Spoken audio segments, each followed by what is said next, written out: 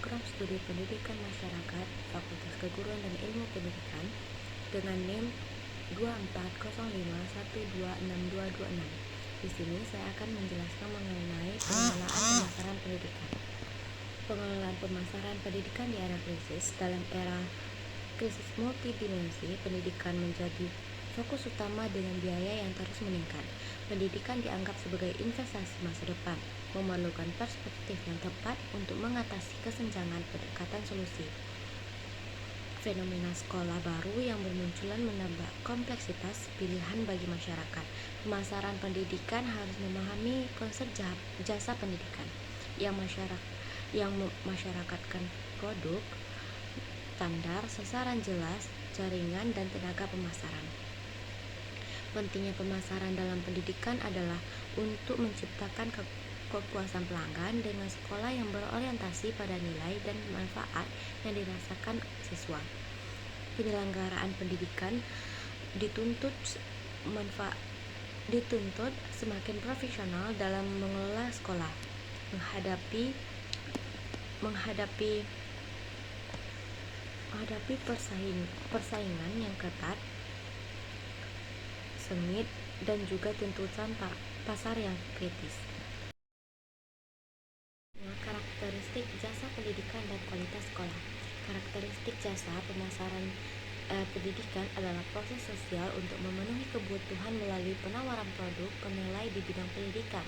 Produk ini tidak berwujud dan diterima setelah interaksi, sangat bergantung pada siapa, kapan, dan di mana proses terlaksana. Keberhasilan pendidikan bergantung pada pelaksanaan yang tepat. Kualitas jasa seperti kendala melaksanakan jasa yang dijanjikan dengan tepat, responsif, membantu pelanggan dengan cepat, keyakinan, pengetahuan, dan kompetensi guru. 5 determinan kualitas jasa meliputi kendala, responsif, keyakinan, empati, dan berwujud. Pencitraan sekolah dapat ditimbulkan dengan menempatkan simbol-simbol yang sifatnya menerjemahkan konsep ke dalam tangkapan panca indera. Sebagai contoh, untuk mengesankan guru sekolah yang berkualitas, ijazah pendidikan guru bisa dipajang, pelayanan pendidikan yang unggul memudahkan komunikasi, kekuatan sekolah kepada masyarakat. 5 determinan yang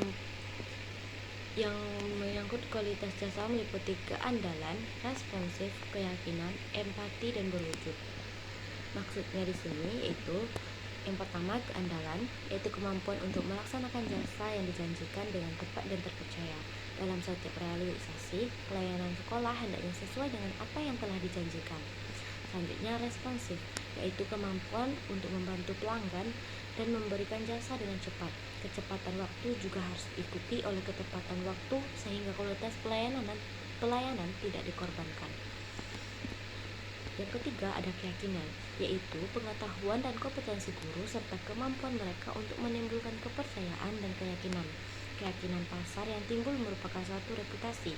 Sekolah yang dibangun dalam kurun waktu tertentu dan utama merupakan cerminan dari kualitas guru. Yang keempat, ada empati, yaitu peduli, memberi perhatian pribadi bagi pelanggan. Pada prinsipnya, setiap manusia senang apabila diperhatikan orang lain. Hal ini dapat menjadi dasar perlakuan sekolah untuk memperhatikan setiap perkembangan siswanya. Pengelolaan administrasi termasuk basis data yang baik dapat memudahkan pendekatan ini. Yang kelima, ada berwujud, yaitu penampilan fasilitas fisik, peralatan, personel, dan media komunikasi.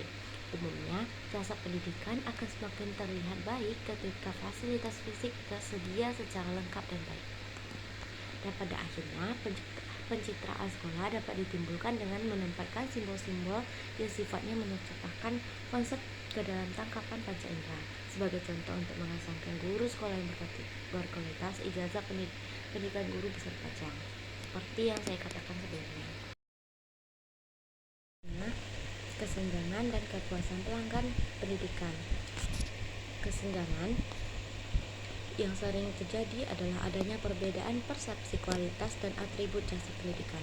Berdasarkan hasil penelitian terhadap organisasi jasa termasuk sekolah, terdapat beberapa ciri organisasi jasa yang baik, yaitu memiliki konsep strategis yang memiliki fokus pada konsumen, komitmen kualitas dari manajemen puncak, penetapan standar yang tinggi, sistem untuk monitor kinerja jasa, sistem untuk memuaskan keluhan pelanggan, dan memuaskan karyawan sama dengan pelanggan. Untuk kepuasan pelanggan adalah respon emosional atau kognitif terhadap pengalaman konsumsi pada waktu tertentu. Seperti telah dijelaskan sebelumnya bahwa penerapan pemasaran pendidikan adalah untuk menciptakan kepuasan bagi pelanggan pendidikan. Ketika berbicara tentang kepuasan, kita harus menyadari bahwa kepuasan antara satu orang dengan orang yang lainnya berbeda. Kepuasan pelanggan dalam konteks pendidikan dapat diamati pada perilaku siswa yang melakukan kegiatan rutin. Penerapan pemasaran pendidikan adalah untuk menciptakan kepuasan bagi pelanggan pendidikan. Sekolah dengan fokus pada pelanggan, komitmen kualitas, standar tinggi, dan sistem monitoring kinerja jasa yang lebih baik. Pengelolaan pemasaran sekolah dan pasar pendidikan. Yang pertama ada hakikat pengelolaan sekolah. Sebagai salah satu komponen utama dalam sistem pendidikan, sekolah selayaknya memberikan kontribusi yang nyata dalam meningkatkan kualitas sumber daya manusia. Hal ini tidak terlepas dari seberapa baik sekolah itu dikelola. Selanjutnya, fungsi manajemen. Pengelolaan pendidikan bermutu mencakup perencanaan, pengorganisasian, pengarahan, dan pengendalian. Pengelolaan pendidikan bermutu tidak terlepas dari fungsi-fungsi manajemen secara umum, yaitu perencanaan atau planning, pengorganisasian atau organizing, pengarahan directing, dan pengendalian atau controlling. Fungsi-fungsi manajerial tersebut hendaknya dilakukan oleh setiap pengelola sekolah secara efektif dan efisien, yaitu pimpinan atau kepala sekolah secara khusus merupakan orang yang bertanggung jawab dalam pengelolaan sumber daya sekolah, yaitu SDM, siswa, metode, sarana prasarana, dan pasar. Selanjutnya, pasar pendidikan dan sekolah. Persaingan di dunia pendidikan tidak dapat terelakkan lagi. Banyak lembaga pendidikan yang ditinggalkan oleh pelanggannya sehingga dalam beberapa tahun ini banyak terjadi merger dari beberapa lembaga pendidikan. Kemampuan administrator untuk memahami pemasaran pendidikan menjadi prasyarat dalam mempertahankan dan meningkatkan pertumbuhan lembaganya. Adapun komponen kunci yang dapat dijadikan sebagai bahan analisis untuk memahami konsep pemasaran pendidikan yaitu konsep pasar. Pasar merupakan tempat bertransaksi sebagai komoditas yang dihasilkan produsen dengan yang dibutuhkan, diinginkan, dan diharapkan konsumen. Pemasaran ialah proses transaksional untuk meningkatkan harapan, keinginan, dan kebutuhan calon konsumen sehingga calon konsumen menjadi tertarik untuk memiliki produk yang ditawarkan dan dengan cara mengeluarkan imbalan sesuai yang disepakati. Pengelolaan sekolah berbasis kualitas atau quality education merupakan dasar efektivitas dari skala keberhasilan program-program sekolah. Pendidikan yang bermutu merupakan standar kesesuaian tampilan atau performance terhadap atribut-atribut yang dianggap penting oleh para pelanggan atau pengguna jasa pendidikan. Atribut-atribut mutu tersebut hendaknya diketahui oleh penyelenggara sekolah sehingga operasionalisasi kegiatannya mengacu pada kepentingan mutu pelanggan. Kegiatan pendidikan di sekolah sebagai salah satu bentuk pelayanan jasa memiliki bentuk proses yang sirkular, bukan linear atau sekadar jual beli.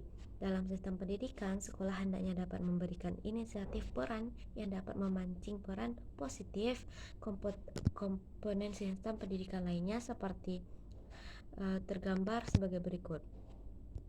Yang pertama seperti lembaga pendidikan, sekolah atau madrasah, lalu jasa kependidikan, pelanggan primer atau peserta didik, lalu pelanggan tersier, dunia usaha, lembaga studi lanjutan, lalu pelanggan sekunder atau orang tua, masyarakat, dan pemerintah.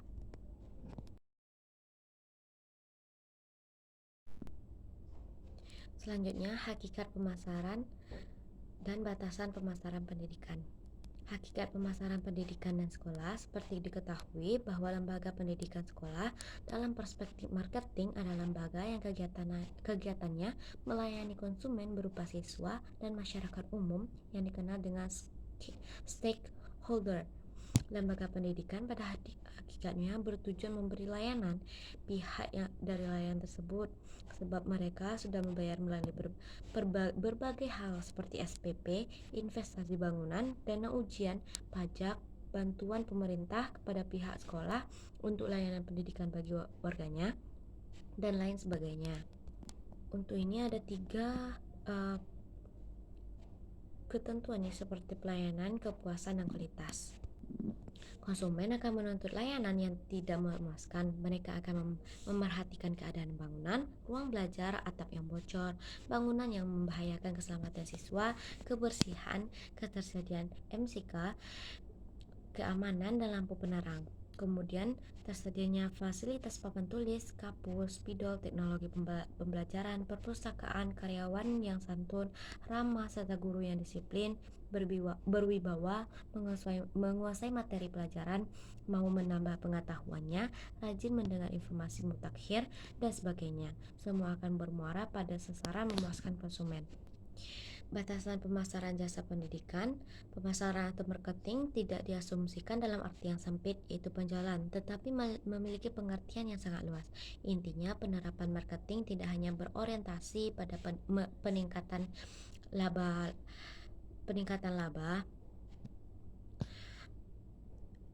tetapi menciptakan kepuasan bagi pelanggan sebagai bentuk tanggung jawab kepada stakeholder atau kualitas dari outputnya. Selanjutnya yaitu sistem dan penerapan pemasaran pendidikan. Ini mencakup seperti sistem pengelolaan yang memaksimalkan atribut yang dianggap pasar penting.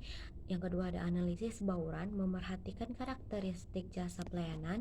Lalu yang ketiga ada unsur bauran, meliputi 7P: product, price, place, promotion, people, physical evidence, dan proses.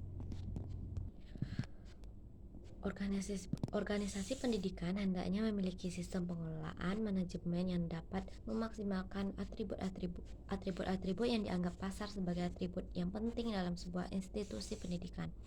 Oleh karena itu, konsep pemasaran pendidikan yang berwawasan jasa atau produk pelayanan akan berkembang menjadi konsep pemasaran pendidikan yang berorientasi pasar, bahkan berwawasan masyarakat. Penerapan pemasaran pendidikan. Untuk memenuhi kebutuhan dan keinginan pelanggannya, sekolah harus memperhatikan karakteristik jasa pelayanan yang diberikannya. Hal ini dapat dilakukan dengan menganalisis bauran pemasaran atau marketing mix yang terdapat pada jasa yang ditawarkannya. Bauran pemasaran adalah seperangkat alat atau teknik marketing untuk digunakan mencapai hasil yang diinginkan.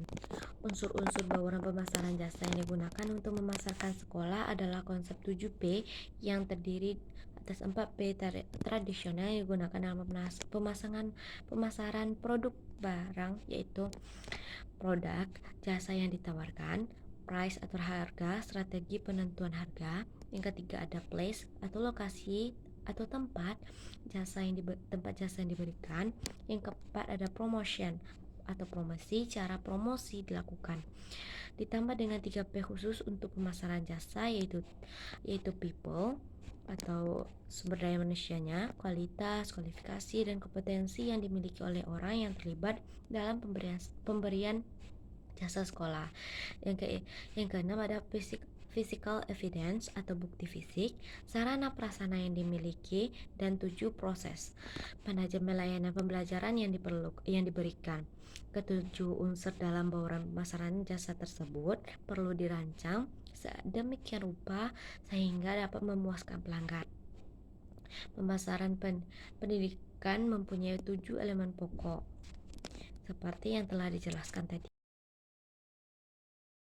yaitu strategi pemasaran pendidikan yang efektif, strategi target, memutuskan segmen pasar yang akan menjadi target pasarnya, Lalu strategi posisi mendasarkan penyediaan pada keistimewaan dan kekuatan relatif yang dimiliki oleh institusi.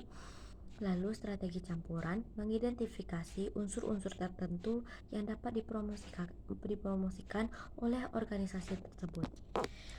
Dalam strategi pemasaran, ada beberapa dimensi yang perlu diperhitungkan dan diketahui untuk mengurangi dampak ketidakpastian dalam merumuskan dan mengimplementasikan strategi pemasaran tersebut. Setiap langkah yang dilakukan dalam memformulasikan strategi pemasaran harus diorientasikan pada upaya untuk mencapai kepuasan pelanggan.